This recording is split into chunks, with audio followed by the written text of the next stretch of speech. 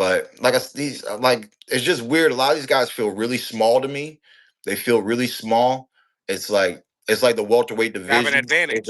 The welterweight division is now like an elevated lightweight division. It doesn't feel like true welterweights there because Boots Ennis left. With Boots leaving, like he was a solid welterweight. With Boots leaving, I don't see the solidity of like a true welterweight holding it down at 147. I guess this new kid, this Norman kid you just mentioned, he might be a solid welterweight, but I haven't seen his resume too much.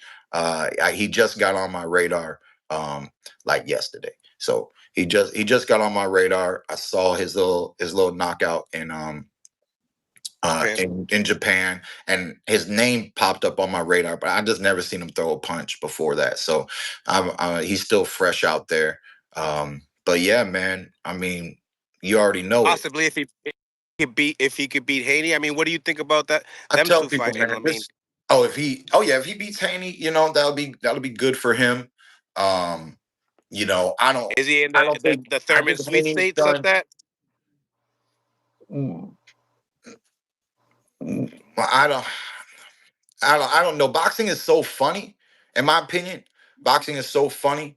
We in a new hype genre. We in a new hype generation right now, and it's just changing everything, bro. It's changing the whole game. You know what I'm saying?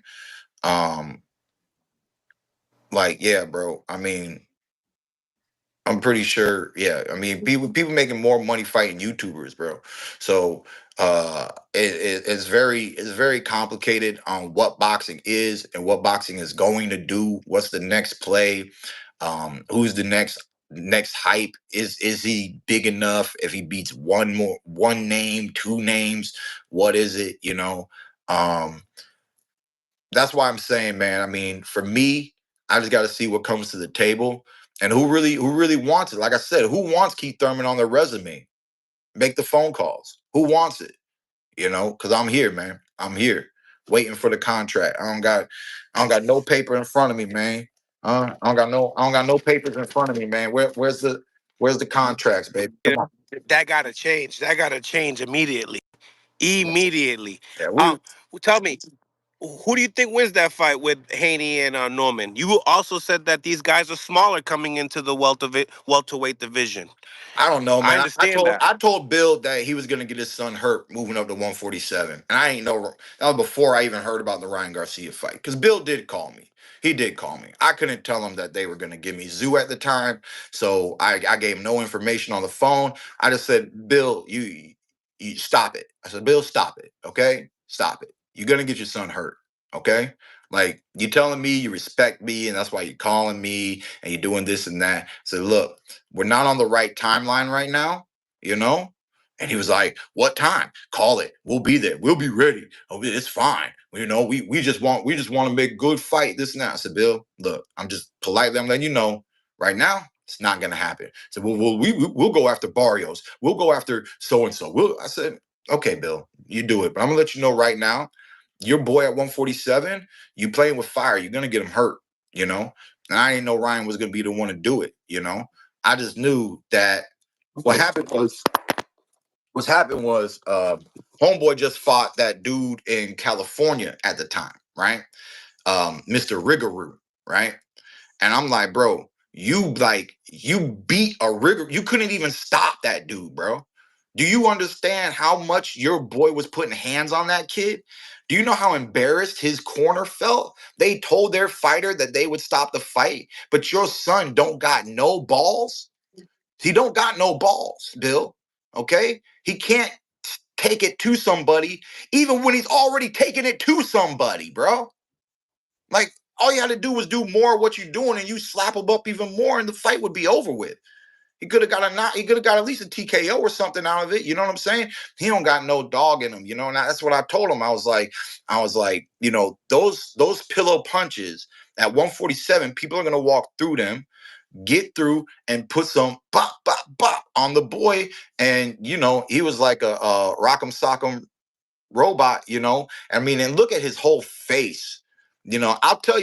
I'll tell you the difference of all these other kids and fighters like Floyd, fighters like Keith Thurman. Okay, when you want to really know how good a fighter is, it's not just watching their skills and their talent. Of course, you really want to know how good a fighter is, you have to also take into account how they take a punch.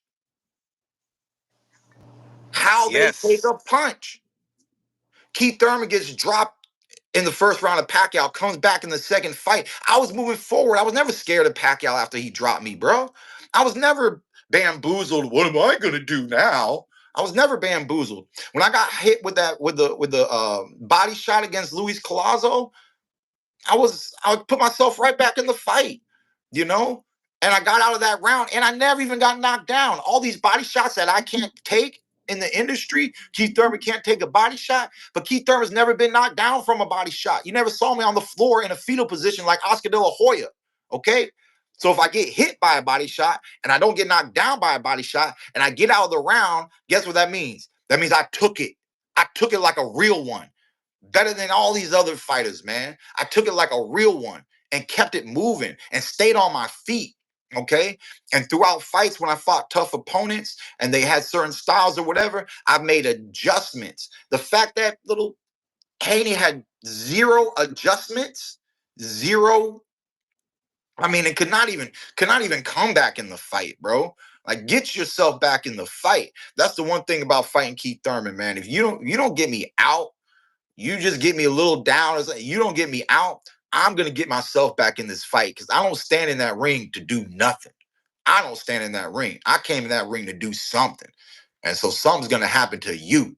I promise, So yeah, man, I just don't see Haney as like as a threat to welterweights, man. Throughout the welterweight history, like just think of it. Think of it. Devin Haney versus like Oscar De La Hoya. You think that's scary for Oscar? Come on, dog. A Devin Stop it. Haney? No, That's for real. nasty. Let's use your brain power real quick. You think these guys are like scary at 147? There's nobody scary, bro. They're not scary. That's all I'm saying. So you look at you look at if any of these guys can any of these guys beat Norman? You think these guys Timo, moving up to welterweight? Timo. Tio? I like Tio's. Yeah, I like Tio's move. You know, I like his move. I mean, even if he gets uh Haney or does some other stuff, but you said the Norman fight is out there, so let's see. Let's see Norman make a statement and hold it down for himself. He's still one of the younger ones. So let's see what he do. But my prediction is that Devin Haney doesn't do phenomenal things at 147. It happens. I mean, my boy Danny Garcia, man, with amazing fights, dominated 140, amazing fights for real, great fights. Moved up to 147, couldn't make things happen.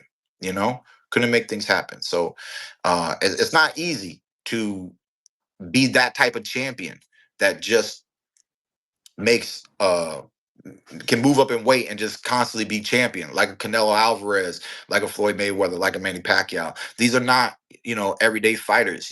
I mean, look at Terrence Crawford and stuff. These are not everyday fighters. I mean, no champion is really an everyday fighter, but you got a division of champions. You got somebody who's been a champion and then they get bumped off after like their second title defense, first or second title defense, they get bumped off. You know what I mean? You got champions that are champions for years and a long time. You got champions like me when I unified against Danny when he was undefeated. Undefeated champion versus undefeated champion for the unification, right? So there's just different levels of champions out here, man, and that's just what I question. When I see a champion, it's not just like, okay, he's a champ, but exactly what type of champion is he? Is he one of the upper echelon champs? So we'll see.